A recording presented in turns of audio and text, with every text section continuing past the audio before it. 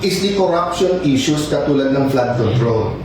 So we finished a caucus over lunch and we agreed, subject to some minor discussion pa among our chairpersons and the paperwork, that a subcommittee will be formed sa flood control and Senator Marcoleta will issue the notices on Monday para ituloy na sa Thursday yung flood control scam hearings. It will be impartial and we want the whole truth and not only some truth or some true, some not true to come out. Kung makikita nyo, may conflict na kagad. Sabi ng ombudsman, meron mastermind.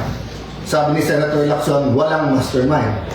Sabi ni Senator Lacson, ito yung mga dapat hindi imbitahin. Sabi naman ni Senator Marcoleta, ito dapat imbitahin. So I'm inviting the whole public, bantayan nyo Senado, in the same manner that we are on trial when we have the impeachment. We also have to hold everyone accountable pagdating dito sa flood control.